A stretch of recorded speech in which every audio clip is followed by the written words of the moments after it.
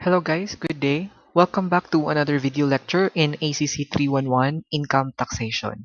In this video lecture, we will have a short continuation on our discussion with regards to taxation on individuals.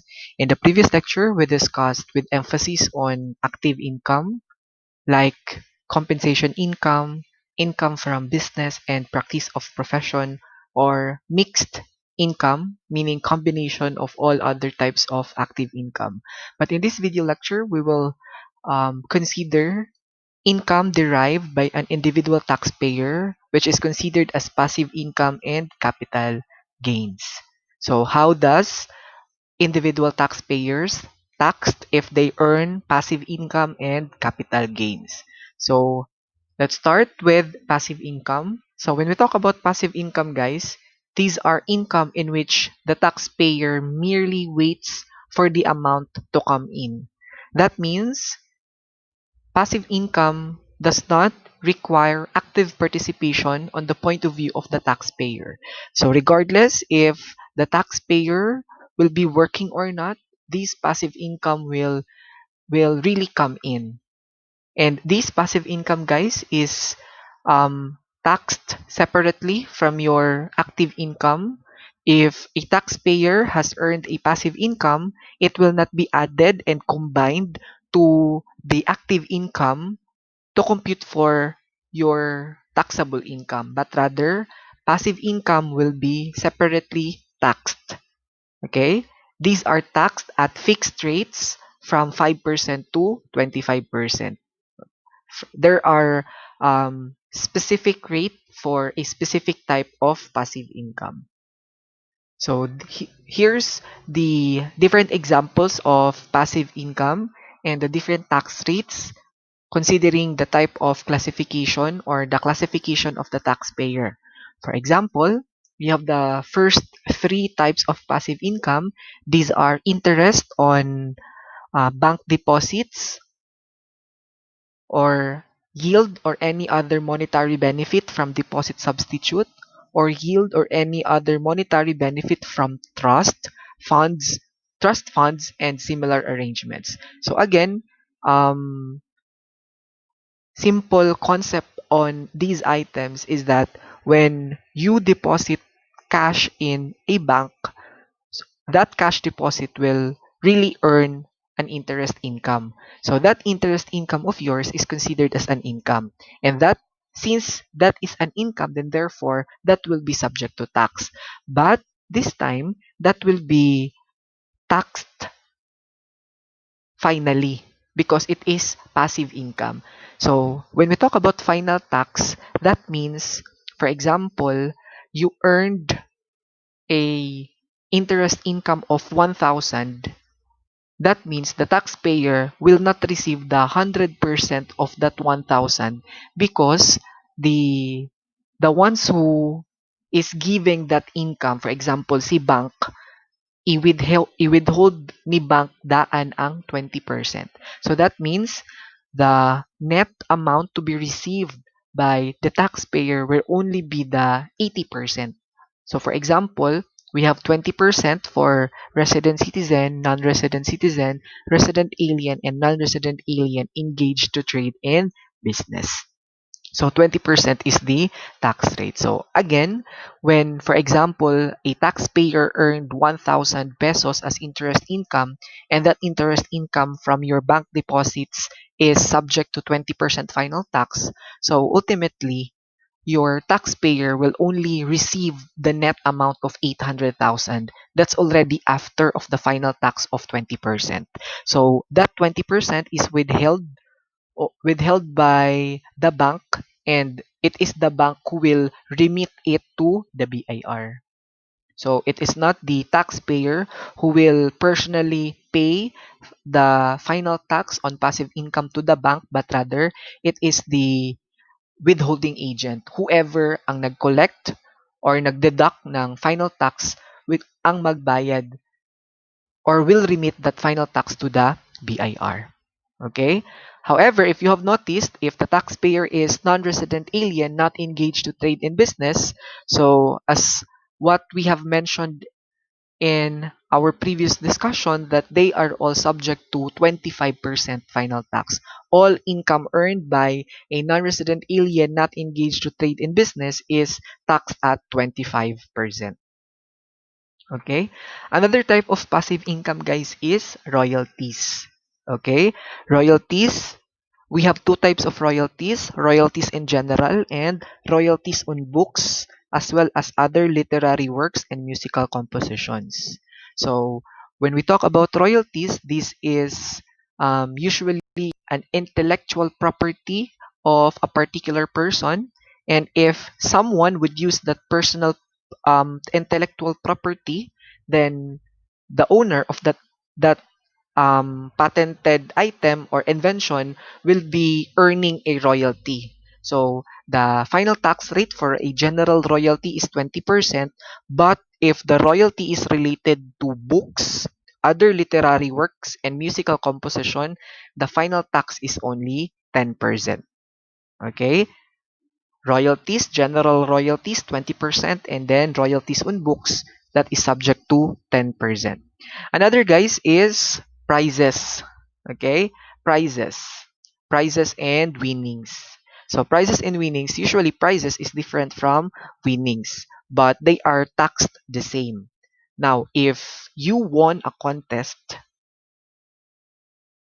that is also subject to 20% final tax as long as the prizes or the winnings is not less than 10,000.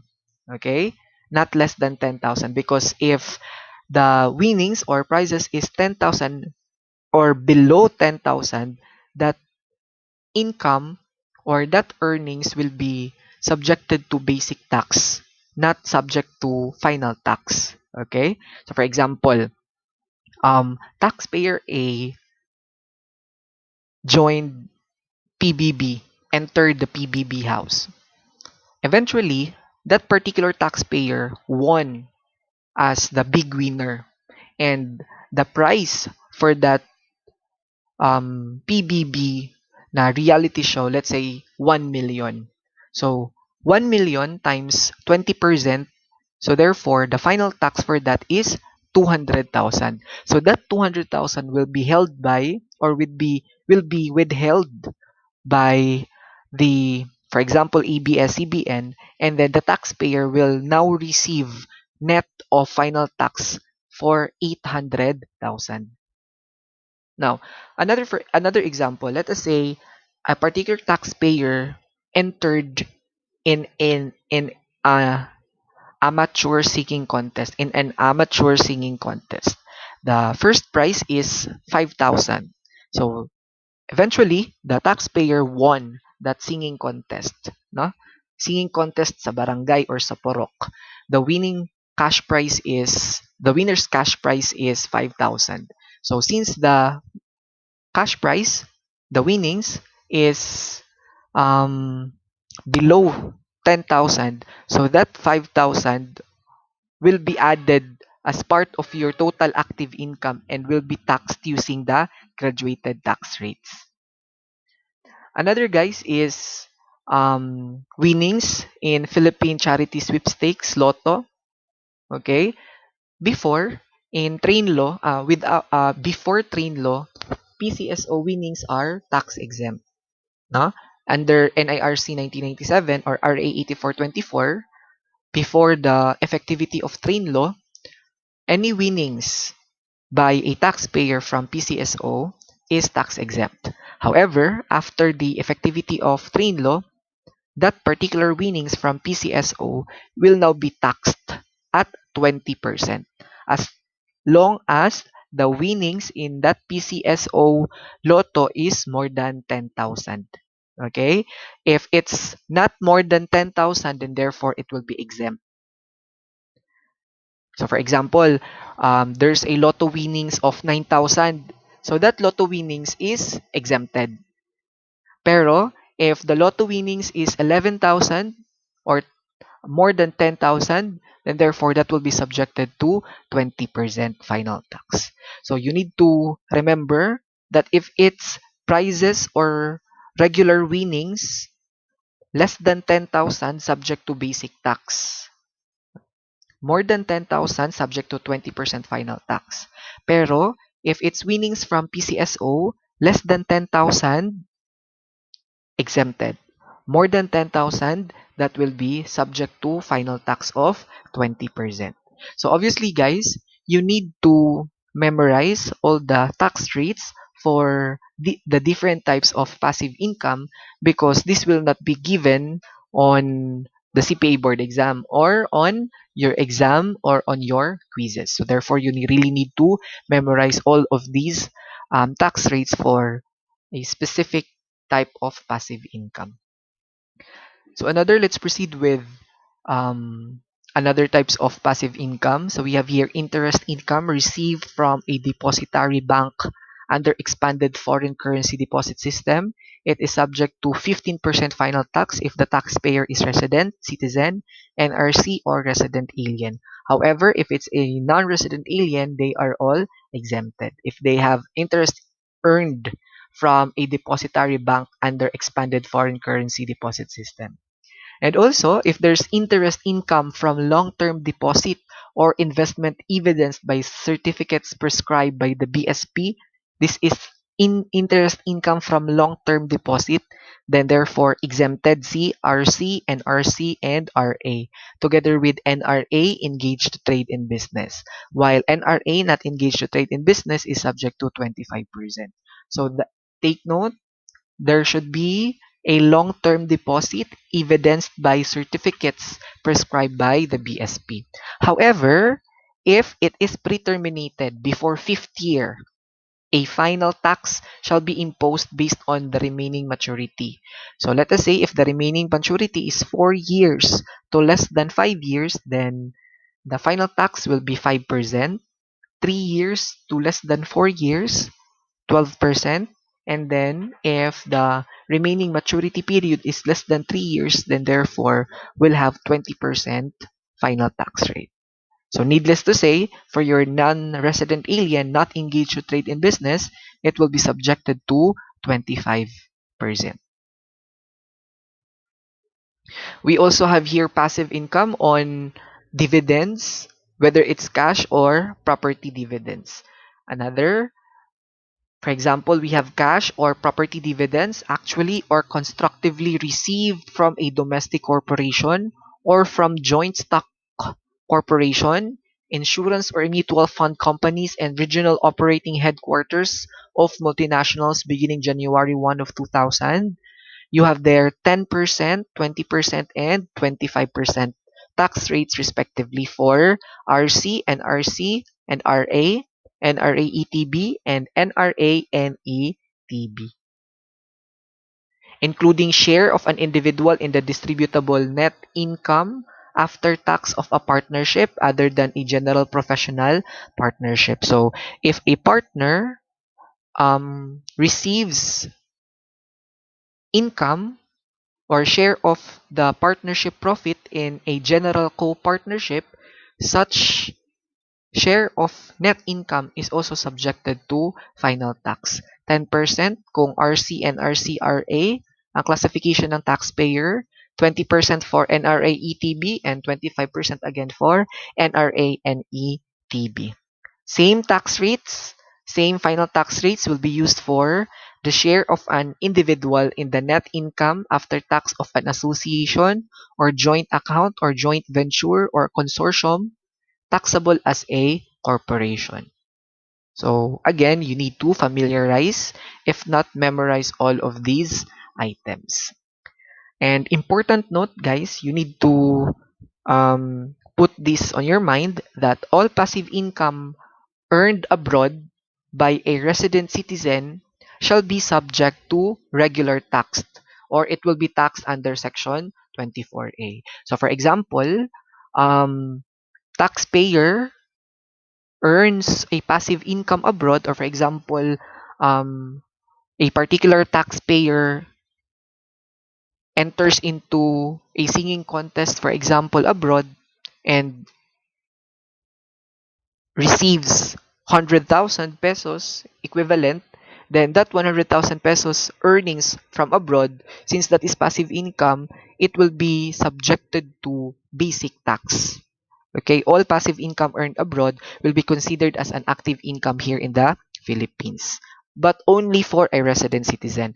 Other than resident citizen, then that is no longer subjected to tax here in the Philippines. So, for example, there is a um, non-resident citizen, resident alien, non-resident alien, they derive passive income abroad, then those passive income they have earned abroad will not be subjected to tax here in the Philippines. Because again, if the taxpayer is not a resident citizen, they are only taxable on their income within the Philippines. So since a resident citizen is taxable on their income worldwide, so therefore, any income they have earned, wherever it is earned, will really be subjected to tax here in the Philippines. But again, if it is passive income earned abroad, then therefore it will be considered as an active income. So since it is an active income, then it will be added sa compensation income, business income, or professional income if there's any.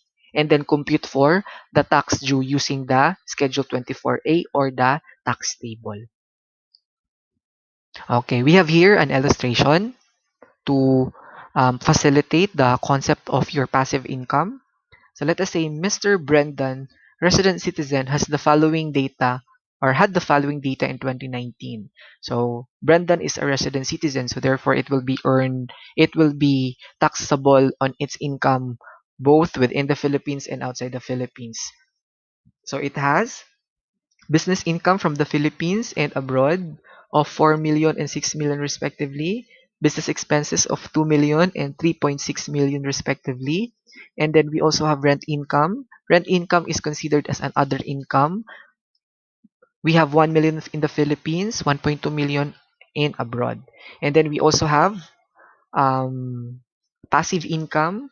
So passive income, dividend, domestic, and royalties. So again, this income from business and rent income is considered as an active income, and dividend and royalties is considered as passive income. So as what we have mentioned earlier, that in computing for the tax due, there is a separate computation for the passive and for the active income.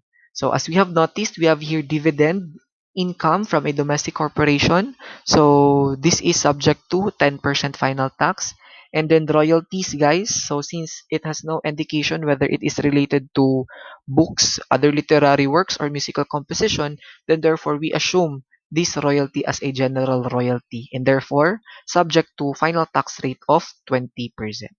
So compute for the following: taxable income and tax due, and final tax. So taxable income and tax due, this is for our active income, and final tax is obviously for our passive income. So let's have your active income first, taxable and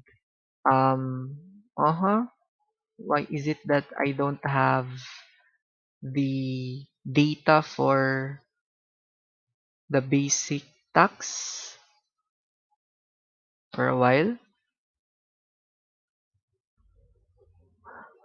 Okay, guys, it seems that I have omitted the solution for the taxable income and tax due. But anyways, I will just give you the solution below in the comment section. So you just have it in the comment section, the solution for these taxable income and tax due. But anyways, to compute for the taxable income, so you just simply compute for the total gross income from sales. So since resident citizen, so it will be a combination of Philippine income and income from abroad. So we have 4 million plus 6 million. So this is 10 million less business expenses of 2 million plus 3.6 million. So that is 5.6 million. So we have a total gross income of 10 million minus 5.6 million. So that is 4.4 million. So gross income is 4.4 million plus other income, which is rent income na 1 million plus 1.2 million. So that is 2.2 million plus your gross income earlier of 4.4 million. So therefore, we have a total taxable income of 6.6 million. Okay? 6.6 million. 6.6 million plus your passive income earned abroad, which is 200,000. So since this 200,000 passive income royalty which is earned abroad, so this will be considered as an active income since it is earned abroad. So we have a total of taxable income nga 6.8 million. So again, from our total taxable income na 6.8 million, you just simply refer it to our tax table to compute for our tax due. Okay. And then next we have for our final tax. So simple, final tax, we only have two types of passive income. So passive income only earned in the Philippines. So we have dividends na 50,000 times 10%, and then royalties of 80,000 times 20%. Since again we assume that royalties is a general royalty. So therefore we have 50,000 times 10%, so we have 5,000 plus 80,000 times 20%, so we have 16,000. So we have a total final tax of 21,000. Okay? So again, um, I just like to remind you guys that there is a separate computation for the tax due for basic income and final tax for your passive income. Now, this time, let's proceed with capital gain. Actually, guys, this capital gain is a gain from dealings of capital assets. See, dealings on capital assets, guys, this is, it has a, ano, thorough discussion for a one whole chapter. So this is just for an introduction for a capital gain, but we will be having a separate in-depth discussion about capital gains because we have two types of gains, the capital gains and the ordinary gains. Later on, we will be discussing the difference of the two dito as a that specific chapter. But in this introduction, we have two types of capital gains, guys. We have capital gains from sale of shares of stock not traded through local stock exchange, which is taxed at 15% on capital gains. So it is taxed at 15% on capital gains. And then capital gains from sale of real property, which is taxed at 6% on fair market value or zonal value, whichever is higher. So these are the two types of capital gains tax. And take note that CGT is also considered as a final tax. So therefore, in the problem soon sa quizzes or sa exams, you need to add your capital gains tax to your final tax sa passive income if the problem is asking for you for the total final tax, since CGT is also considered as a final tax. Now let's proceed with the computation of these capital gains tax. So we have here first, sale of shares of stocks not traded through local stock exchange. So ito lang ang CGT, guys, ha. Ang sale ng shares which is not traded through local stock exchange. So this is subject to 15% of the net capital gains. Pero if there's a sale of share which is listed and traded in the stock exchange, then therefore that is not subject to capital gains tax, but rather it is subject to stock transaction tax, which is subject to 6 over 10 of 1% or 0.006% of gross selling price or gross value in the money or shares of stock. But in this lecture, we will only focus in CGT. Okay? We will only focus here kay 15% of the net capital gains. And on the other hand, to compute for the real property, if to compute for the CGT on sale of real property like lands and buildings only, sale of real property in the Philippines held as capital asset. So when we talk about capital asset, just a brief introduction. Pag capital asset, it is an asset that is not related to business. So as long as that asset is not related to business, then therefore that is considered as a capital asset. So this land and building is expected that it is not related to the business. It is not used as a warehouse or as a store or as an administrative office or etc. So if you will be selling these types of real property, then therefore it will be subjected to capital gains tax of 6% of gross selling price or um, 6% of gross selling price or zonal value, whichever is higher. And you also have an option if you have sales made to government or to government owned and controlled corporation, the taxpayer may choose either to be taxed at 6% or graduated tax rates. Now let's have an illustration for these two types of capital gains tax. So first we have CGT on sale of shares not traded through local stock exchange. Let us say we have Mr. Negociante has investment in the shares of stock of Shell Philippines, which he acquired in year 2018 at a cost of 1 million. He sold it to his friend in January 15, 2018 at 1.1 million. His capital gains tax is how much? So again, capital gains tax on sale of shares not traded through local stock exchange is equal to 15% times the capital gains. So we need to compute first for the capital gain. So in this case, we have selling price of 1.1 million, cost of 1 million. So therefore, we have a capital gain of 100,000. Multiply it by 15%. So therefore, we have a capital gains tax of 15,000. So again, we have a CGT since we have a capital gain. But in instances, guys, where there is higher cost over your selling price, then therefore, we don't need to multiply it by 15% since we don't have any capital gains at all. No? So if we have loss, then therefore, we don't have any CGT at all since our tax base is the capital gains. So capital gains will only be present if there is higher selling price over cost of the shares. Another example, Mr. Aguinaldo. This is for sale of real property. Sold a residential lot at Margarita Village, Tagum City, with an area of 200 square meters for 500,000. The said lot has assessed value of 450,000 per tax declaration and is valued at 2,000 per square meter as per zonal valuation. So how much is Mr. Aguinaldo's capital gains tax? So again, to compute for the CGT on sale of shares, not sale of shares, but sale of real property, you have your tax base, which is your fair market value or zonal value. So in that case, we have an assessed value of 450, zonal value of 2,000 per square meter times 200 square meters. So that is 400,000. And we have a selling price, guys, of 500,000 or fair market value of 500,000. So therefore, the amount that will be used is the highest one or the 500,000. So you simply multiply it by 6% to compute for your capital gains tax. So therefore, your CGT will now be 30,000.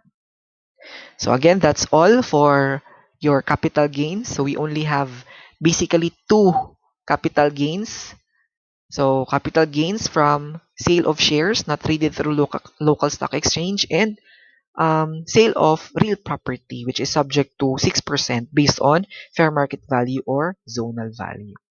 So in this type of income of an individual, guys, if they earn these types of income, then we really need to be expert on the different tax rates to be used because these tax rates might not be given in the problem. So it is impossible for us to compute for the final tax if we don't know the tax rates. So familiarizing the correct tax rate for a specific passive income is really important. Unlike sa active income na the tax table might be given in the problem, no?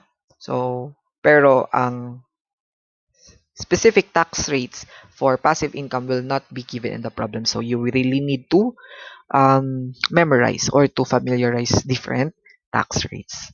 Again, that's the end of our video lecture for this day. So we have again sources for possible supplemental reading if you have time. You have Baliada, Valencia, and Ampongan. So again, by the way, don't forget that I will be giving you the link on the comment section, the full solution for the taxable income and tax due for the problem earlier related to active income in the given problem earlier. So again, that's it for our video lecture. To wrap up our discussion in taxes on individual. So that's it, and see you on our next video lecture. Thank you and God bless.